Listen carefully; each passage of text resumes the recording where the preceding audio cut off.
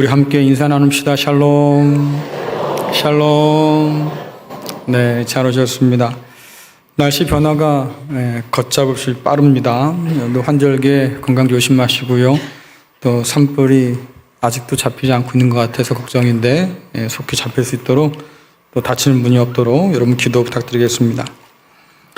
여러분 혹시 성경을 음악적으로 읽기라고 하는 걸 들어보셨나요? 성경을 음악적으로 읽기. 낯설지요? 저도 읽다가 이게 뭐야 했어요. 아, 그런 것도 있구나.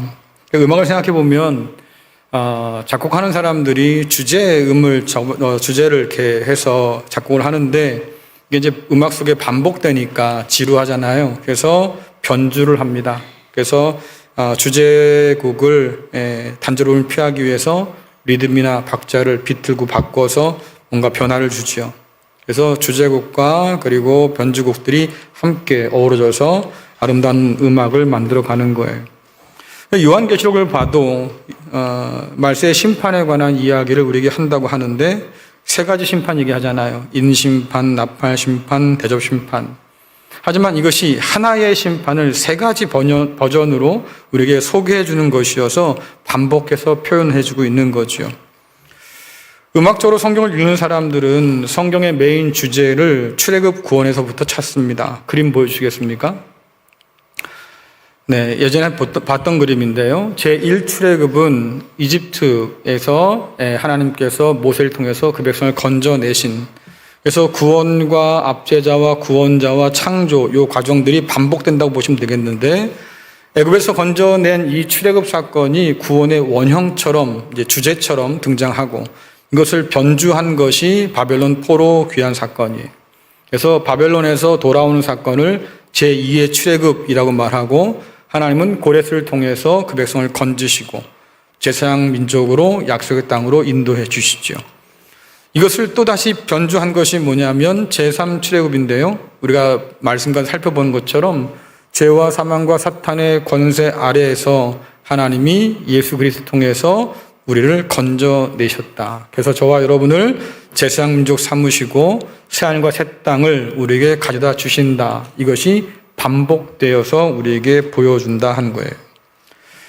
그래서 이런 모든 성경의 이 반복되는 이야기들은 결국 무엇을 향하냐면 새 창조의 완성, 주님께서 이 땅 가운데 오셔서 우리에게 주실 새로운 창조를 완성하는 데를 향한다라고 하는 거죠. 오늘 우리가 읽은 요한계시록 12장의 말씀도 이런 변주를 우리에게 보여주는데 오늘은 여러분들의 이해를 좀 더 돕기 위해서 전체적인 말씀을 쉬운 성경으로 보도록 하겠습니다.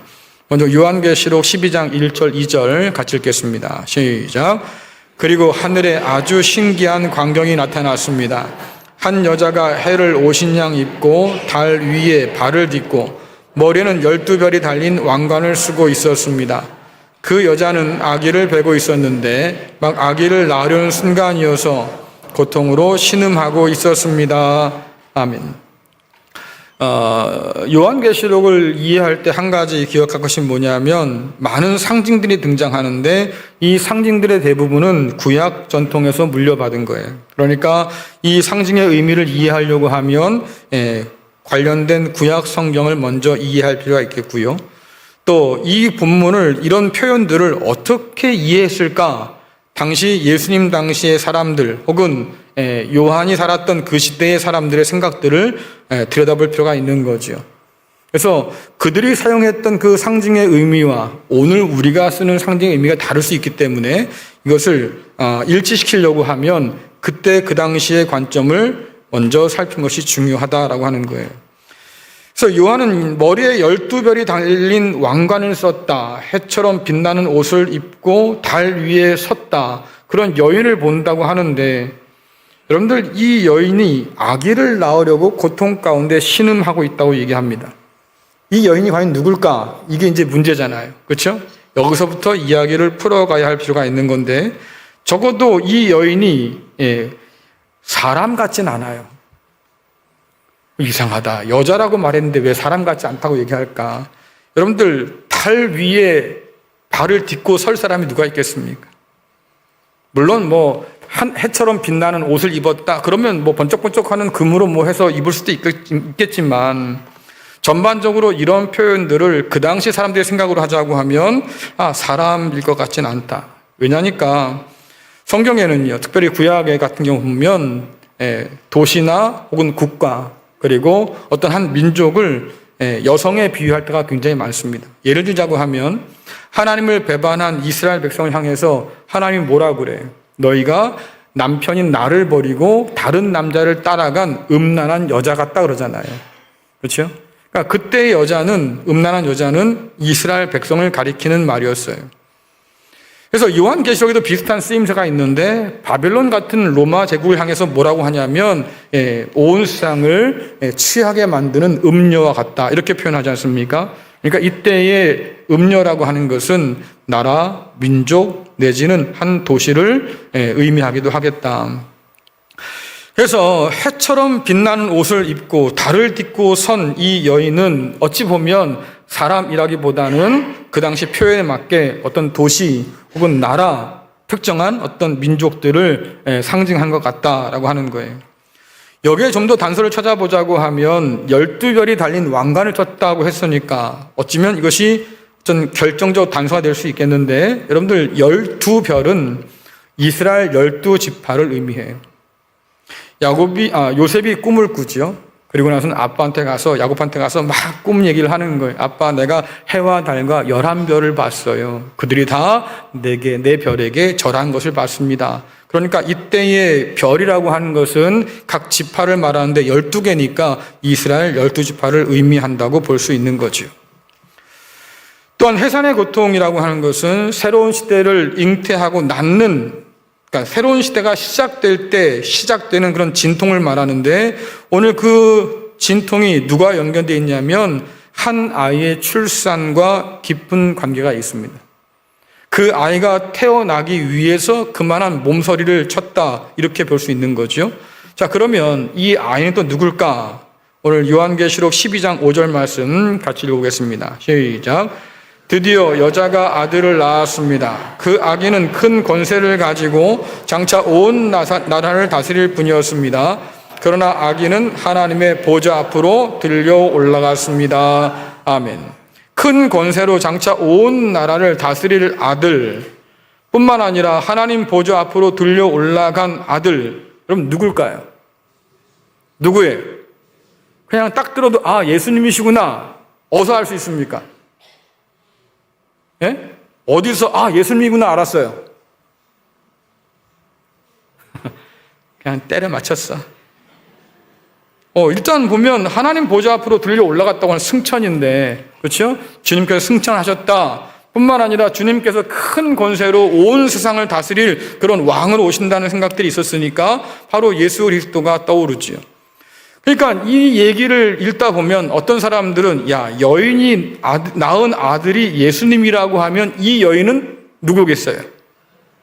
사람들은 그렇죠. 마리아가 아닐까 이런 생각들을 많이 해요. 실제로 로마 가톨릭에서는 이 여인을 예수님의 어머니 마리아라고 그렇게 주장하는 글들을 많이 써왔습니다. 근데 여러분들 한 가지 기억할 것이 뭐냐면 성경 어디서도 마리아에게 그만한 권세나 그만한 위치를 허락한 적이 없어요.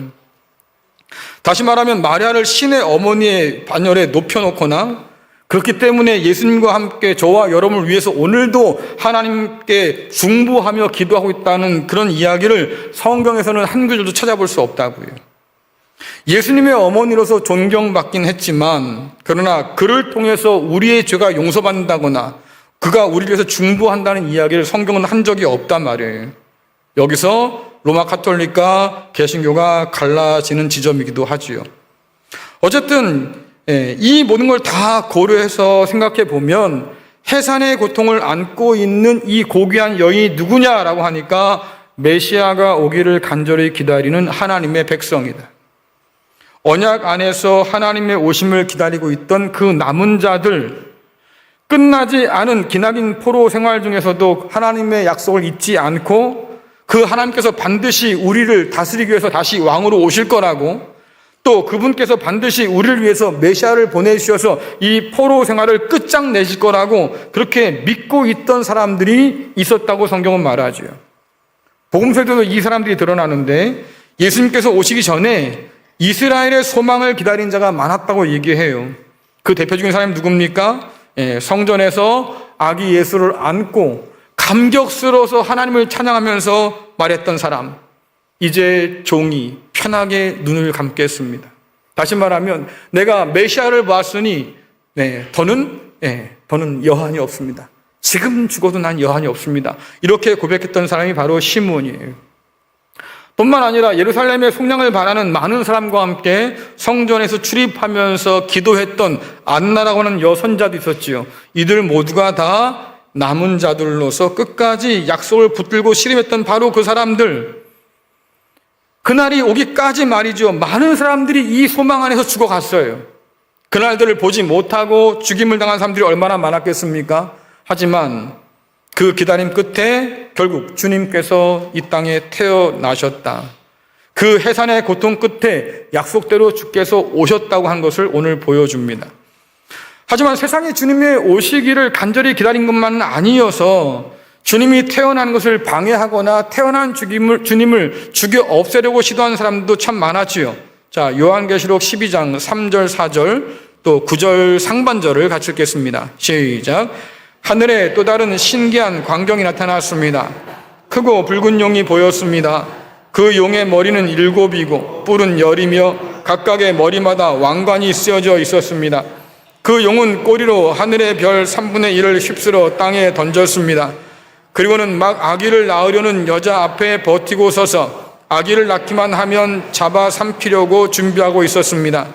큰 용은 마귀 혹은 사탄이라 불리는 바로 그 오래된 뱀이었습니다. 그 용은 온 세상을 잘못된 길로 인도하는 자였습니다. 아멘. 성경의 창세기에 보면 하나님께서 어둠과 공허 가운데 혼돈 속에 있는 세상을 질서를 부여하셔서 창조하셨다. 이런 기사가 나오지요. 그때 공허와 혼돈의 질서를 부여하신 이 사건을 성경은 창조 사건이라고 하고 이것을 다른 표현으로 어떻게 표현했냐면 하나님께서 악한 바다 괴물을 물리쳤다 이렇게 표현하기도 해요. 그래서 성경에서 용이라고 하는 존재는 창조주 하나님을 대적하며 창조의 질서를 무너뜨리는 악한 존재를 상징하지요. 여러분 우리나라나 아니면 중국 이 동양권에서 용은 어떤 존재지요? 예? 용 꿈을 꾸면 좋아요 안 좋아요? 복권을 사야 돼요 말아야 돼요? 예. 이래봬도 제 태몽이 용 꿈이었다고요. 근데 왜 이럴까요 여러분들? 예? 동양권에서는요 이 중국이나 이쪽에서는 용은 행운의 신성한 동물이라고 여겨지잖아요. 그런데 성경 안에서의 배경 고대 근동의 이쪽 배경에서는 용은 악한 존재. 그러니까 우리나라나 중국권이 생각하고 있는 그 용과 그 다음에 서구나 아니면 고대 중동 쪽에 생각하는 용과는 이미지가 달라요. 그래서 여러분들 우리 저쪽 오다 보면 한강 남한강 옆에 쭉 이어지는 그 길 있지요. 그 뭐라 그래요? 거기에 이렇게 용담대교 옆에 뭐 붙여놨잖아. 그래서 처음에 다리에 그거 붙여놨다고 이 지역에 있는 교인들이 막 뭐라고 그랬어. 그 마귀 새끼 거기다 왜 붙여놨냐고. 그러면 안 돼요, 여러분들. 상징과 이미지는 구별하는 게 좋겠다. 마귀를 세우려고 거기다 놓은 게 아니에요. 거기다 갖다 붙이면 안 된다고. 어쨌든 성경 안에서는 용이 사악한 존재로 등장해요. 그래서 하나님을 대적하는 자들에 대해서 그런 권세자들에 대해서 용으로 표현한 경우가 많은데 에스겔에서도 보면 하나님을 대적하는 애굽의 바로를 뭐라고 표현합니까? 큰 악어 이렇게 표현해요. 그런데 악어라고 표현한 그 말을 원문으로 살펴보면 용이란 뜻입니다. 그러니까 애굽 바로는 큰 용과 같다. 왜? 하나님을 대적하니까. 다니엘서에서도 7머리 가진 용이 등장하거든요. 그러니까 이 요한계시록은 다니엘서의 그 상징들을 가져다 온 건데 그때도 뭡니까? 하나님을 대적하는 세상 권세자. 그래서 그를 7머리를 가진 용으로 그렇게 표현하기도 했다. 그래서 요한은 그런 구약 성경에 있는 용의 이미지를 가지고 와서 하나님을 대적하는 사탄과 그의 동조 세력들에게 지금 적용하고 있는 거예요. 그래서 오늘 말씀에 등장하는 크고 붉은 용은 어떤 존재냐? 정말로 무시무시하게 보이는데요. 왕관을 쓴 7머리의 10뿔을 가졌어요. 7머리라고 하는 것은 악한 자들이 함께 힘을 모았다, 연합했다 이런 뜻이겠고, 10뿔은 능력의 어떤 상징이니까 그들이 세상 가운데서 가진 권세가 크다. 다시 말하면 그들은 세상에서 권세자들이었어요. 이 용의 이름이 있는데 마귀라기도 하고 사탄이라고 하기도 하고 오래된 옛날 그 뱀이라고 말하기도 하는데, 그건 무슨 뜻입니까? 하나님을 배반한 자, 거짓의 아비, 세상을 잘못된 길로 인도하는 미혹하는 자, 아담과 하와를 미혹해서 범죄하게 한 것처럼 오늘도 이 용이, 이 사탄이 사람들을 미혹해서 하나님을 따라 살지 못하게 만든다. 그래서 사탄이 그 큰 권세를 가지고 하늘의 별 3분의 1을 휩쓸어 땅에 던졌다라고 하는 것은 아까도 말씀드렸지요. 하늘의 별, 12별 이런 얘기가 있는데 이스라엘 백성들의 남은 자를 용이 계속해서 핍박하고 있다는 것을 보여주는 거지요. 그래서 포로 생활을 마치고 고향 예루살렘으로 돌아왔는데요. 달라진 게 아무것도 없어요. 왜? 여전히 페르시아가 혹은 헬라 제국이, 시리아가, 로마 제국이 이스라엘 백성들을 지배하고 있고 하나님 백성들을 핍박했어요. 성전을 더럽히기도 하고 안식일을 지키지 못하게도 하고 예배나 율법을 드리지 못하게 하기도 하고 온갖 방해를 통해서 하나님 백성으로 사는 것을 그들이 방해했다고 하는 거예요. 요한이 뭐라고 폭로하는 겁니까? 그 핍박 뒤에 사탄의 세력들이 도사리고 있다고 지금 폭로해 주는 거지요. 이스라엘의 남은 사람들은, 남은 자들은 예언자 말라기 이후에 세례 요한이 등장하기까지 약 400년 동안 하나님께서 침묵하신 그때에 하나님께서 주셨던 그 옛 언약들을 붙들고 제국의 폭압들을 견뎌왔어요. 언젠가는 약속한 대로 하나님께서 이 땅을 회복시켜 주실 거야. 저 모든 제국들의 핍박 가운데서 저들을 물리칠 메시아를 보내주실 거야. 그리고 그 기대대로 말입니다. 오랜 시간이 지난 다음에 결국 예수님께서 때가 차서 이 땅 가운데 오셨다.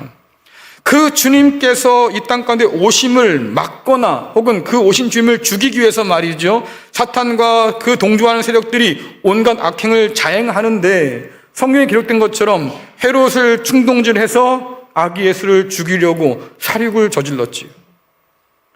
예수님의 제자들 마음 가운데 들어가고 특별히 가룟 유다를 충동해서 말입니다. 예수님을 배반하고 팔아 넘기도록 만들었어요. 뿐만 아니라 유대 지도자들, 로마의 빌라도 이런 자들을 충동해서 말입니다. 결국 예수님을 십자가에 못 박고 말았습니다. 그러니까 성경은 예수님을 죽이는 그 일 가운데 아주 여러 사람들이 함께 힘을 모았다. 사탄이 7머리가 있다고 하는 것처럼 10뿔을 가졌다고 하는 것처럼 여러 힘 있는 사람들이 힘을 모았다. 그래서 헤롯 당과 유대 제사장들, 사두개인들, 바리새인들, 공의회원들 그리고 로마까지 함께 힘을 모아서 예수님을 죽이는데 힘썼다라고 하는 거예요. 그들은 물과 기름 같은 존재였습니다. 왜? 서로 친하지 않았어요. 하지만 예수님을 죽이는 그 일 가운데는 서로 마음을 모으고 뜻을 모으고 힘을 모아서 결국 예수님을 십자가에 못 박아 버렸다. 그러면 왜 사탄은 또 그의 동조자들은 왜 예수님을 죽이려고 하는 그 일 가운데 그렇게 힘을 모았을까? 여러분들 주님의 죽음에 가담했던 사람들의 공통점을 생각해 보세요. 아까 말씀드렸지요? 그들은 다 권세자들이에요. 세상에서 강력한 힘을 쥐고 있는 사람들, 이 힘을 잃고 싶지 않았기 때문에 결국 예수님을 십자가에 몰아서 죽여버렸지요.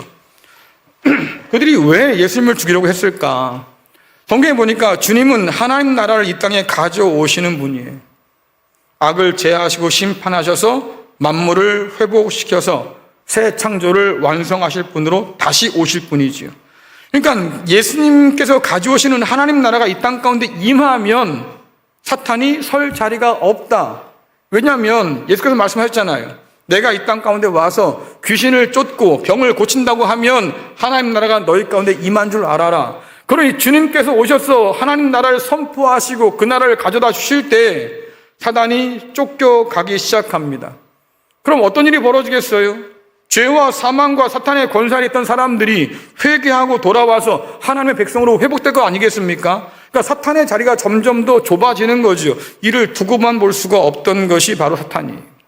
그래서 어떻게 합니까? 권력을 탐하고 거짓과 악행을 일삼는 자들을 부추겨서 충동질하고 선동질해서 결국은 예수님을 십자가에 못 박아 죽였다. 여러분들, 악한 사람들이 모이면, 그 악한 사람들이 연합하면 어떤 일을 하겠어요? 콩 심은데 뭐가 나겠어요? 콩이 나겠지. 악한 사람이 모여서 선한 일을 도모한 거 봤습니까? 선한 일을 도모한 적이 없어요. 악한 사람들은 모여서 악한 일을 도모해요. 교회 공동체는 마찬가지죠. 모여서 수근수근하는 사람들이 하나님의 선하심을 찬양하고 그리스도 예수의 크심을 찬양하는 거 봤어요? 그런 사람들은 모여서 맨날 험담만 하잖아요. 끼리끼리 모이는 거예요. 그러니까 조심하시라고. 여러분 옆에 있는 사람이 누군지 조심하시라고. 살펴보시라고, 내 옆에 누가 있는지. 그렇잖아요. 악을 도모하는 사람과 함께 있으면 친구 따라 강남 간다고 악으로 가는 거예요.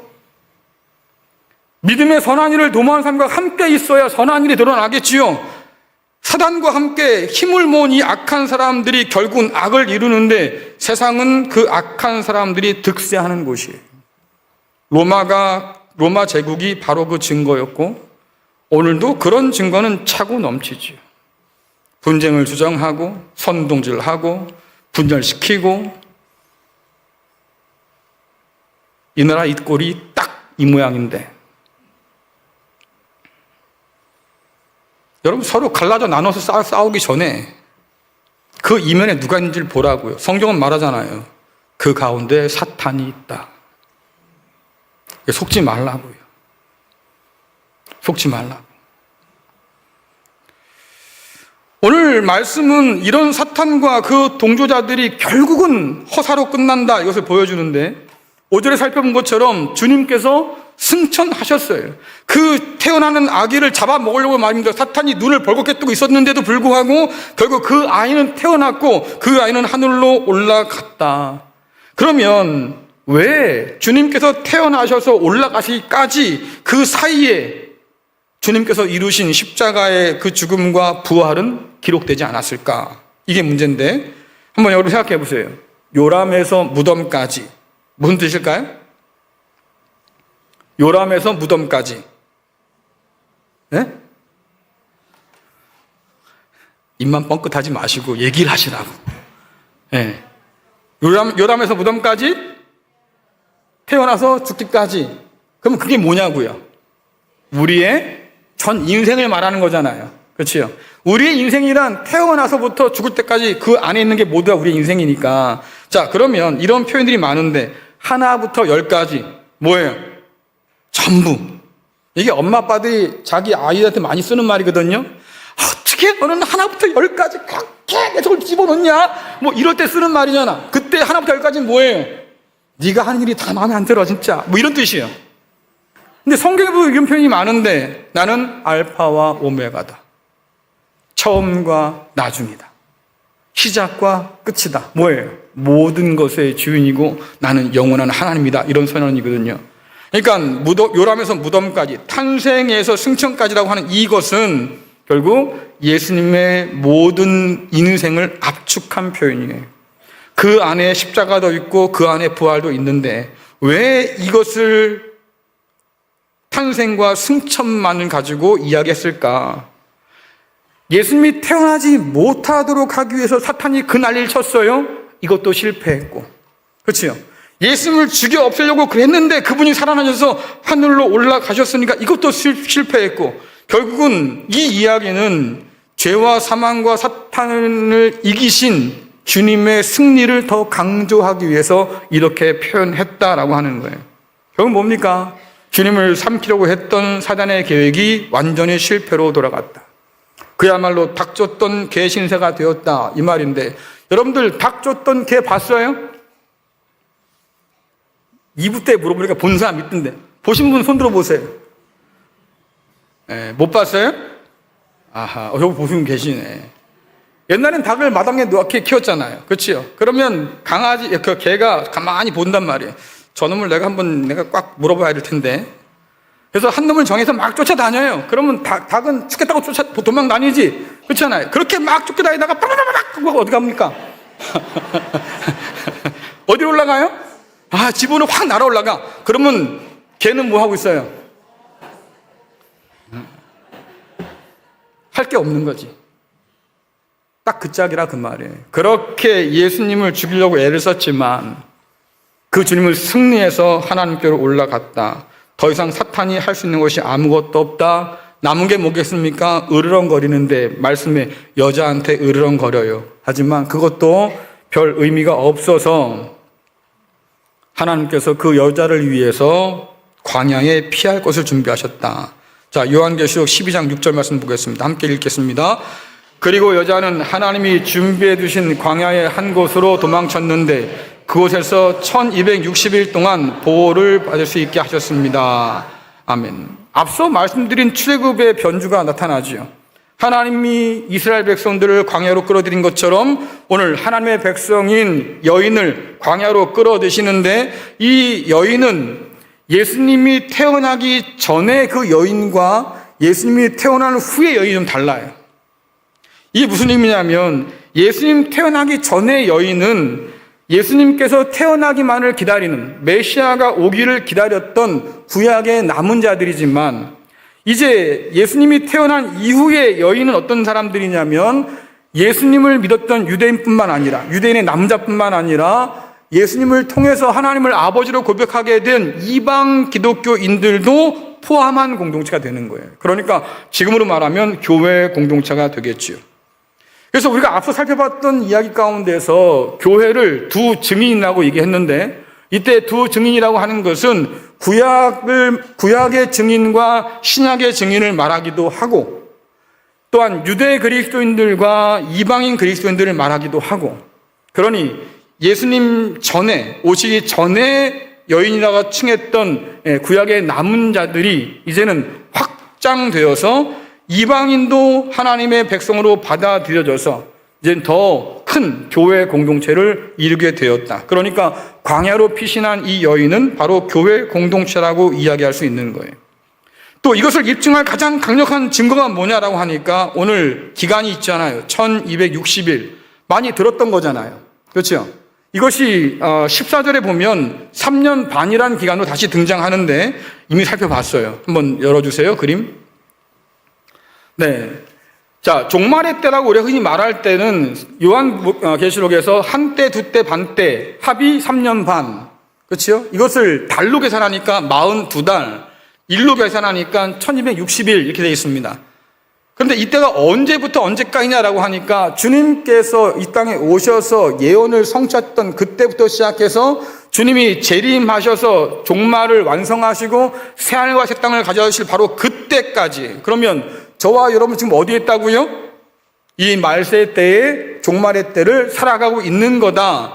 근데 이때가 어떤 때냐면 교회가 그리스도 예수로부터 말씀을 받아서 세상 가운데 증인으로서 말씀을 선포하고 전해야 할 사명을 감당할 사명의 때예요. 근데 한편으로 사탄은 그 꼴이 보기 싫으니까 우는 사자처럼 말이죠. 믿는 자들을 삼키기 위해서 덤벼든다. 그러니까 이때는 동시에 사탄의 핍박의 때예요.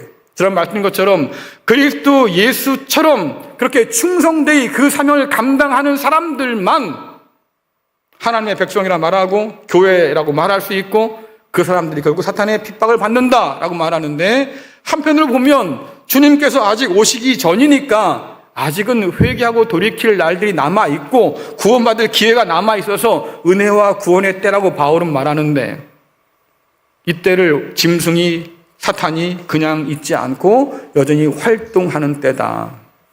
할 수만 있으면 믿는 자를 미혹하고 넘어뜨리고 삼키기 위해서 길을 쓰는 때다.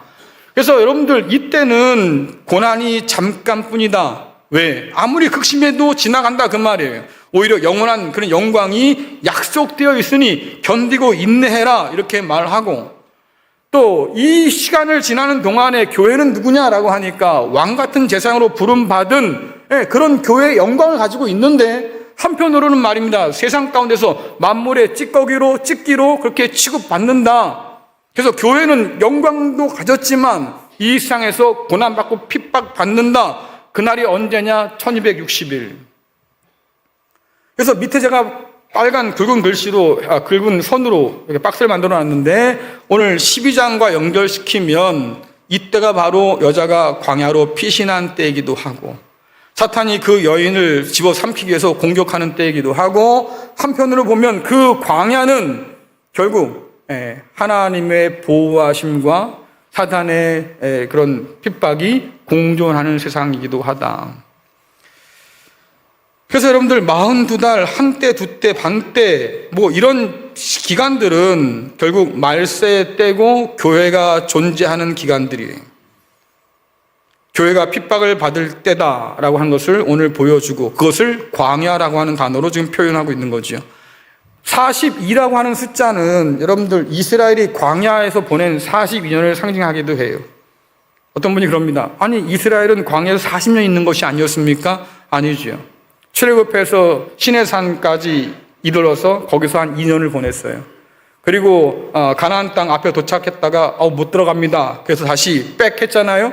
그래서 40년이니까 40년 더하기 2년이니까 42년, 42이라는 숫자가 상징적으로 드러난다라고 하는 거죠. 결국 이런 숫자를 보면 어떤 의미입니까? 요한계시록 12장에서는 교회 공동체가 다시 오실 주님을 기다리는 곳이 어디냐라고 하니까 광야고, 그것은 곧 세상이다라고 하는 거예요. 그런데 요한이 말세 때를 광야에 비유한 것은 단순하게 고난과 핍박이 있는 땅입니다라고 해서 그것을 강조하기 위한 것이 아니에요. 오히려 하나님과 이스라엘 백성들의 기억 속에 가장 좋았던 날이 언제냐? 그건 광야였거든요. 한번 여러분 생각해 보세요. 남편과 아내가 만나서 사는데 가장 행복했던 때가 언제예요? 남편과 아내가 만나서 가장 행복했던 때.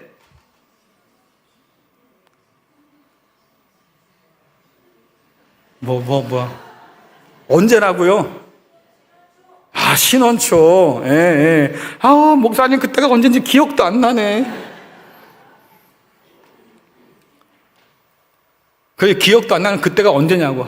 까마득히 옛날이어서 그때가 언제냐고요. 다들 그러잖아요. 신혼 때. 그래요. 신혼 때는 다 좋다고 그래. 학구방 같이 조그만 데 가지고 살면서 말입니다. 그렇게 살아도 그냥 마냥 좋았던 그때. 그렇잖아요. 사는 게 팍팍하고 힘들어서도 그냥 좋았던 그때가 언제냐? 이스라엘 백성에게는 광야예요. 하나님께도 광야였어요. 그래서 호세아에서 뭐라고 그러냐면, 이스라엘 백성들이 자꾸 우상 따라서 바알에게 자꾸 가니까 하나님 뭐라고 그래요? 야, 나랑 같이 거친 들로 광야로 가자. 왜? 그때 내가 거기서 너한테 걸음말 가르쳤지. 내가 자라고 난 다음에 내가 너를 품 안아서 내 아내를 삼았지. 그때 참 좋았잖아. 이게 하나님 혼자만의 착각이고 혼자만의 기억이라는 문제가 있는데, 여러분 이스라엘 백성들도 그때가 좋았다고 기록해요. 그렇잖아요. 광야 40년을 지나는 동안에 우리의 발이 부르트지 않았습니다. 우리의 옷이 낡지도 않았고요. 우리가 풍성하게 하나님이 주시는 것을 먹고 마시며 살았습니다. 하나님께서 우리와 함께 하셔서 말이죠, 우리의 길을 인도하셨습니다. 그래, 그 광야가 지금 요한이 말하고 싶은 바로 그 광야예요.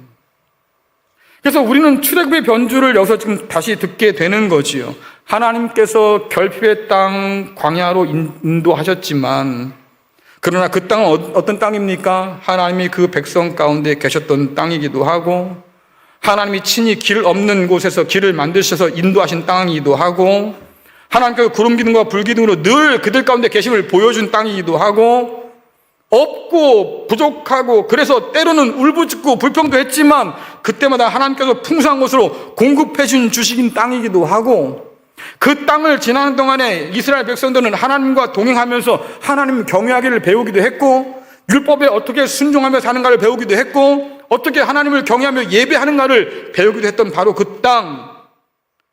그 땅에서 이스라엘 백성들이 해야 할 일이 뭐겠습니까? 하나님을 믿고 신뢰하고 있다는 것을 증명해야 했다, 그 말이에요. 근데 지금 요한이 출애굽 광야의 이야기 변주를 통해서 오늘 고난 가운데 있는 교회 공동체에 들려주는 얘기가 뭐겠어요? 바로 그거지요. 교회 여러분들이 광야 같은 세상 가운데 고난받지만, 그러나 여전히 하나님의 보호하심 아래 있습니다. 이것을 지금 보여주고 싶은 거예요. 여러분들 하나님 어디서 만나요? 하나님 어디서 만나요? 아유, 예배 가운데 이렇게 졸다 보면 하나님이 꿈속에 나타나셔서 그러지 맙시다. 그러지 마세요. 그리고 하나님 어디서 만나요? 성경에 보니까요, 하나님이 우리 보고 너 올라와라 그러면 큰일 난 거예요. 왜? 못 올라가. 이미 알잖아. 하나님께서 우리가 못 올라간다는 걸 어떡합니까? 거기서 내가 내려갈게. 그래서 하나님 내려오신 거 아니에요? 그치요? 성령을 보내주시고 우리 가운데 계신다. 그래요. 하나님은 오늘도 우리 가운데 계신다. 우리가 어디서 하나님 만나냐라고 하니까 핍박이 있는 이 세상 가운데, 광야 같은 이 세상 가운데 하나님이 우리를 만나신다. 요즘 대신방 하시죠? 여러분 각 가정을 돌아보고 목사님들이 말씀도 전하고 장님들 기도도 하시고 그럴 거예요. 예배 전에 여러분 상담하시는 내용들을 모든 목사님들이 꼼꼼히 기록했다가 저한테 다 보고해요. 그래서 저는 앉아서 여러분들의 삶을 들여다봅니다. 목사가 나를 내가 얼마 알겠어. 여러분이 말씀하시는 만큼은 알아요. 그런데 살펴보니까요, 눈물 날 일이 너무나 많지요.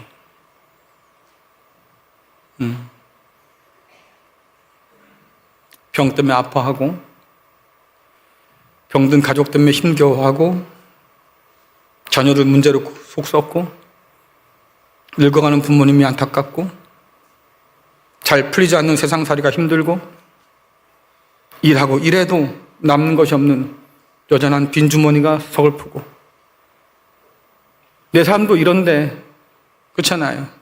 세상을 보니까 세상 꼴은 또 거지 같아서 이게 살만한가 싶기도 하고 어찌 살겠나 싶기도 하고 힘들어요. 안팎이 힘들어. 교회 와서 보면요, 야, 저 사람은 얼마나 행복했길래 저렇게 웃고 살까. 그 속은 운다고.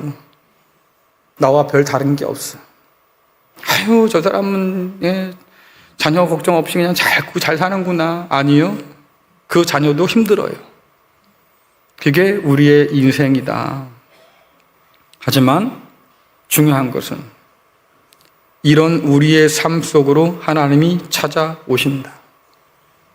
모세가 하나님 만난 곳이 어딥니까? 양치던 바로 그곳이에요. 이스라엘이 하나님 만난 곳이 어딥니까? 아무것도 없는 광야였어요.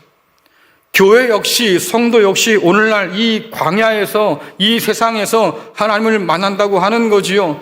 광야는 고난만 있는 땅이 아니라 하나님의 보호하심도 있는 땅이다. 그러니 이 광야 살면서 우리가 무엇을 보며 살까? 고통뿐인 세상을 보고 살면 살 소망이 없지요. 그래서 여러분들이 늘 그렇게 말하는 거 아닙니까? 아이고, 죽겠다, 죽고 싶어 못 살겠다.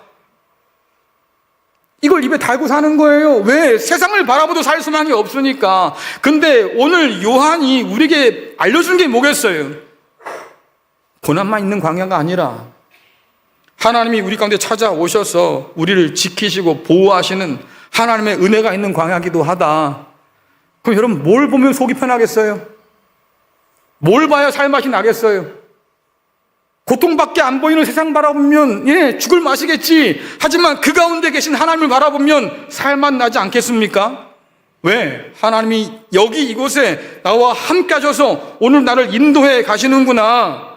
그래요. 광야에서 구름 기둥과 불 기둥으로 인도하시고 약속의 땅까지 들어가게 하신 것처럼 하나님께서 오늘 저와 여러분에게 성령을 보내주시고 말씀을 주셔서 말입니다. 내가 너와 세상 끝날까지 함께 할 거야. 땅 끝까지 내가 함께 갈 거야. 그렇게 약속하시잖아요. 주님 오시기까지 내가 너를 지켜서 내가 너를 온전하게 할 거야. 말씀하셨잖아요. 요한복음에 보면 주님께서 제자들을 떠날 날이 가까우니까 제자들을 위로한답시고 하신 말씀이 있어요. 야, 내가 가서 처소를 예배할 거야. 그리고 다시 와서 너희를 나 있는 곳에 영접할 거야. 그러니 걱정하지 마. 여러분, 그곳이 어디냐고요? 주님 계신 곳에 우리를 영접한다고 하셨는데 그곳이 어디냐고요?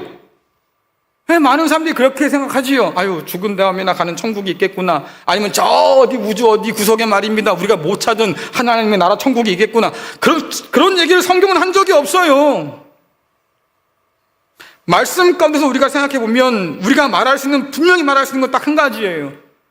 주께서 우리 가운데 성령을 통해서 찾아오셨으니 우리 안에 성전 삼아 우리와 함께 계시니 그래요. 주님께서 계신 곳이 곧 하나님의 나라고 그 가운데 우리가 있다고 하면 여전히 우리는 하나님의 날개 그늘 아래 그 보호하심 아래 있는 것이 아니겠느냐.